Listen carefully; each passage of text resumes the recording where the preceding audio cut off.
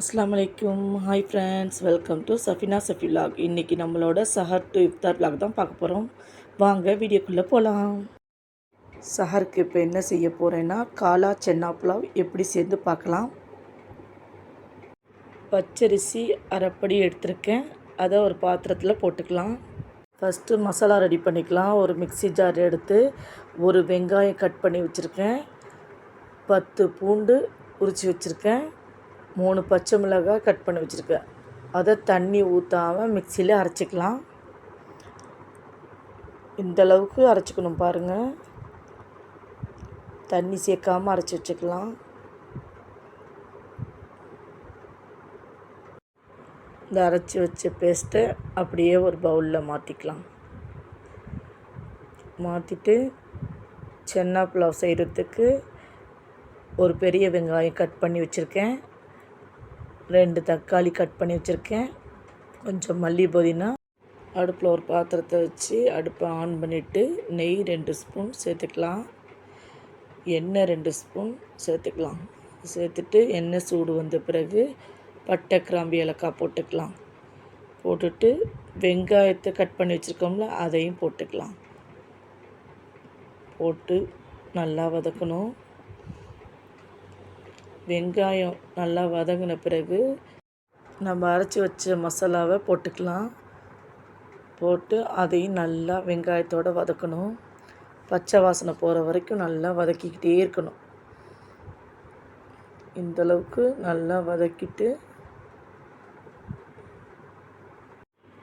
தக்காளியை போட்டுக்கலாம். போட்டு வதக்கிட்டு உப்பு 1 ஸ்பூன், மஞ்சத்தூள் 1/2 டீஸ்பூன், மசாலா 1 ஸ்பூன் போட்டு நல்லா வதக்கணும். தக்காளி வெங்காயத்தோடு அந்த மசாலாவை போட்டு நல்லா வதக்கிட்டு 2 உருளைக்கிழங்கு கட் பண்ணி வச்சுருக்கேன், அதையும் போட்டுக்கலாம். கொஞ்சம் கடலை வேக வச்சுருக்கேன், அதையும் போட்டு 2 ஸ்பூன் தயிர் போட்டு நல்லா கலந்து விட்டுக்கலாம். எல்லாத்தையும் நல்லா சேர்த்து நல்லா கலந்து விட்டுட்டு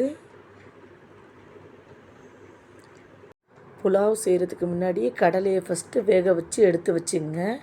எடுத்து வச்சுக்கிட்டு தான் நீங்கள் புலாவ் செய்ய ஆரம்பிக்கணும். மல்லி புதினா கொஞ்சம் கட் பண்ணி வச்சுருக்கேன், அதையும் போட்டு நல்லா மிக்ஸ் பண்ணிக்கலாம். நல்லா மிக்ஸ் பண்ணிவிட்டு அரைப்படி அரிசிக்கு 1 படி தண்ணி அளந்து வச்சுருக்கேன், அதை ஊற்றிக்கலாம்.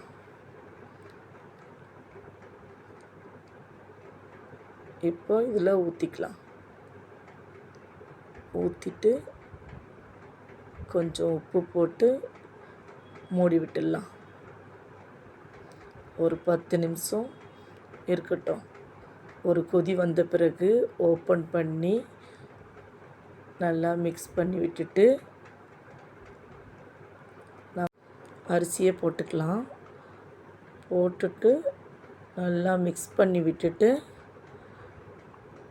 மூடி போட்டு வேக வச்சிடலாம்.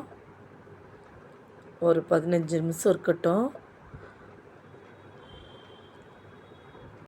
15 நிமிஷம் கழித்து ஓப்பன் பண்ணி பார்த்தா சூப்பரான காலா சென்னா புலாவ் சூப்பராக ரெடி ஆகிடுச்சு பாருங்கள்.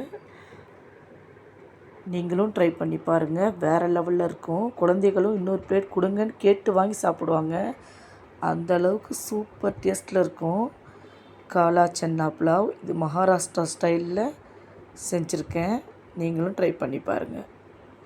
அடுத்து ப்ரான் ஃப்ரை தான் செய்ய போகிறேன். ப்ரானை சுத்தமாக கழுவி எடுத்து வச்சுருக்கேன். 1 ஸ்பூன் உப்பு போட்டுக்கலாம். மஞ்சத்தூள் 1/2 டீஸ்பூன், மிளகாய்த்தூள் 1 ஸ்பூன், ஜீரகத்தூள் 1/2 டீஸ்பூன், மிளகுத்தூள் 1/2 டீஸ்பூன் போட்டு நல்லா மிக்ஸ் பண்ணிக்கலாம். லைட்டாக கொஞ்சம் தண்ணி ஊற்றி நல்லா மிக்ஸ் பண்ணிங்க. இப்போ பாருங்கள், நல்லா மசாலாலாம் சேர்ந்துருச்சு. இப்போ ஒரு பாத்திரம் எடுத்து அடுப்பை ஆன் பண்ணிவிட்டு எண்ணெய் கொஞ்சம் ஊற்றிக்கலாம். எண்ணெய் சூடு வந்த பிறகு ப்ரானை போட்டு ஃப்ரை பண்ணிக்கலாம்.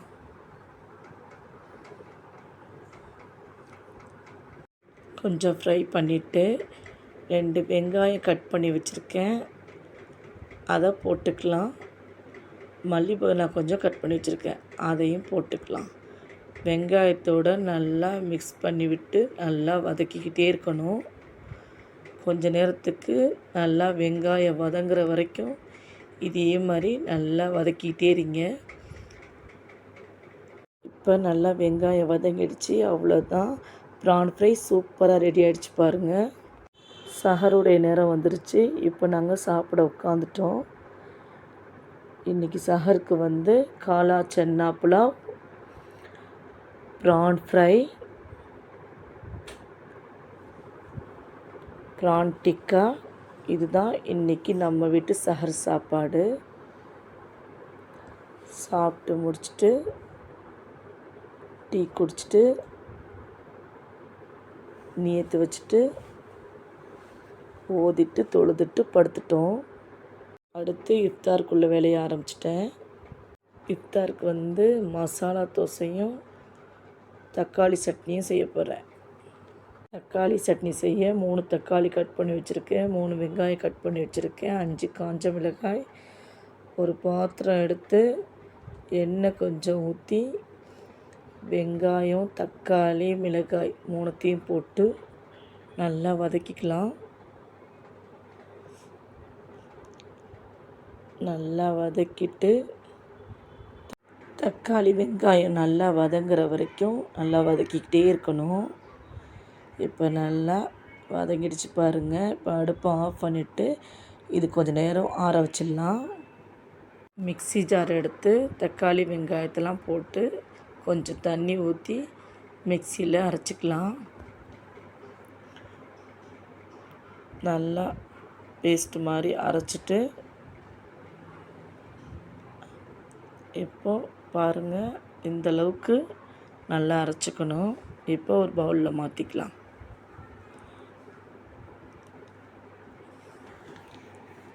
மாற்றிட்டு இப்போ அதே பாத்திரத்தில் கொஞ்சம் எண்ணெய் ஊற்றி 1 ஸ்பூன் கடுகு, கொஞ்சம் கருவேப்பிலை போட்டு வதக்கிட்டு நம்ம அரைச்சி வச்ச பேஸ்ட்டை ஊற்றிக்கலாம். ஊற்றி நல்லா மிக்ஸ் பண்ணி விட்டு 1 ஸ்பூன் உப்பு போட்டு அடுப்பை ஆஃப் பண்ணிடலாம்.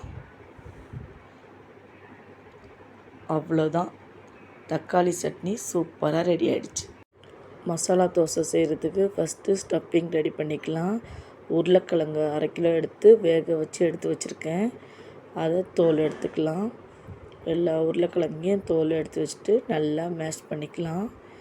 இந்தளவுக்கு இதே மாதிரி நல்லா மேஷ் பண்ணி வச்சுங்க. ஸ்டஃபிங்க்கு தேவையான பொருட்கள் பார்க்கலாம். கடுகு 1 ஸ்பூன், ஜீரகம் 1 ஸ்பூன், கடலைப்பருப்பு 1 ஸ்பூன், பச்சை மிளகாய் 2 கட் பண்ணி வச்சுருக்கேன், கொஞ்சம் மல்லி புதினா, வெங்காயம் 5 நீளமாக கட் பண்ணி வச்சுருக்கேன். இப்போ ஒரு பாத்திரம் அடுப்பில் வச்சு 3 ஸ்பூன் எண்ணெய் ஊற்றிக்கலாம். எண்ணெய் சூடு வந்த பிறகு கடுகு 1 ஸ்பூன் போட்டுக்கலாம். அடுத்து ஜீரகம் போட்டுக்கலாம். போட்டு நல்லா வதக்கிட்டு கடலைப்பருப்பையும் போட்டுக்கலாம்.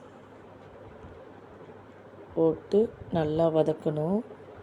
ஜீரகம், கடுகு, கடலைப்பருப்பு 3ஐயும் போட்டு நல்லா வதக்கிட்டு வெங்காயத்தை கட் பண்ணி வச்சுருக்கோம்ல, அதை போட்டுக்கலாம். போட்டு நல்லா வதக்கிக்கிட்டே இருக்கணும். வெங்காயம் நல்லா வதங்குற வரைக்கும் இதே மாதிரி நல்லா வதக்கிட்டே இருக்கணும். அடுத்து பச்சை மிளகாய் போட்டுக்கலாம். மல்லி புதினாவை போட்டுக்கலாம். போட்டு அதையும் நல்லா வதக்கிட்டு கருவேப்பிலை கட் பண்ணி வச்சுருந்தோம்ல, அதையும் போட்டுக்கலாம். போட்டு எல்லாத்தையும் நல்லா மிக்ஸ் பண்ணிக்கிட்டே இருக்கணும். இப்போ மசாலாலாம் சேர்த்துக்கலாம். மஞ்சத்தூள் 1/2 டீஸ்பூன், உப்பு 1 ஸ்பூன் போட்டுக்கலாம். போட்டு வதக்கிட்டு மிளகாய்த்தூள் 1/2 டீஸ்பூன் போட்டுக்கலாம். போட்டு நல்லா மிக்ஸ் பண்ணி விட்டுக்கலாம்.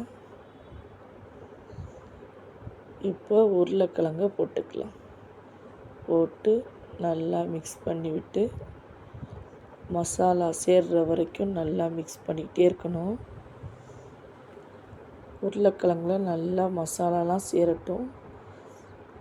நல்லா மிக்ஸ் பண்ணி விட்டுட்டு கொஞ்சம் தண்ணி ஊற்றி நல்லா மிக்ஸ் பண்ணி விட்டுட்டே இருக்கணும். இப்போ நல்லா மசாலாலாம் சேர்ந்து நல்லா சூப்பராக வந்துருச்சு பாருங்கள் ஸ்டஃபிங். அவ்வளோதான், ஸ்டஃபிங் சூப்பராக ரெடி ஆகிடுச்சு. இப்போ தோசைக்கல் அடுப்பில் வச்சு சூடு வந்த பிறகு தோசையை நல்லா மெல்லிசாக ஊற்றிக்கலாம். ஊற்றிட்டு கொஞ்சம் எண்ணெய் ஊற்றி நம்ம தக்காளி சட்னி பண்ணி வச்சுருந்தோம்ல அதை தோசை ஃபுல்லாக இதே மாதிரி தடவிக்கலாம். நல்லா ஃபுல்லாக தடவிட்டு அடுத்து ஸ்டஃபிங் ரெடி பண்ணி வச்சுருந்தோம்ல அதை ஒரு பக்கம் ஓரமாக வச்சிடலாம். ஓரமாக வச்சு தோசையை அப்படியே மடக்கி விட்டுடலாம். இப்போ இதே மாதிரி அப்படியே தோசையை பாதியாக மடக்கிடுங்க. மடக்கி கொஞ்சம் நேரம் இருக்கட்டும். திருப்பி போட்டுருங்க. திருப்பி போட்டுட்டு அப்படியே ஒரு பிளேட்டில் எடுத்து வச்சிடலாம். அவ்வளோதான், மசாலா தோசை சூப்பராக ரெடி ஆகிடுச்சு. அடுத்து நான் டேங்க் ஜூஸ் தான் கரைக்க போகிறேன். டேங்கில் நிறைய ஃப்ளவர் இருக்குது. இப்போ நான் மேங்கோ ஃப்ளவர் தான் எடுத்திருக்கேன். 4 ஸ்பூன் டேங்க் போட்டுக்கலாம். போட்டு சர்க்கரை ஒரு 5 ஸ்பூன் போட்டுக்கலாம். போட்டுட்டு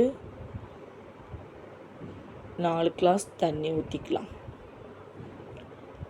தண்ணி ஊற்றி நல்லா கரைச்சிக்கலாம். ஸ்பூன் போட்டு நல்லா கரைச்சிக்கலாம். சர்க்கரையும் தேங்கும் நல்லா கரைச்சிக்கணும். கரைச்சிட்டு இப்போ ஐஸ் போட்டுக்கலாம்.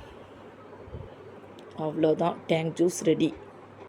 இஃப்தாருடைய நேரம் வந்துருச்சு. நம்ம வீட்டில் இன்றைக்கி இஃப்தாருக்கு என்ன சாப்பாடுன்னு பார்க்கலாம்.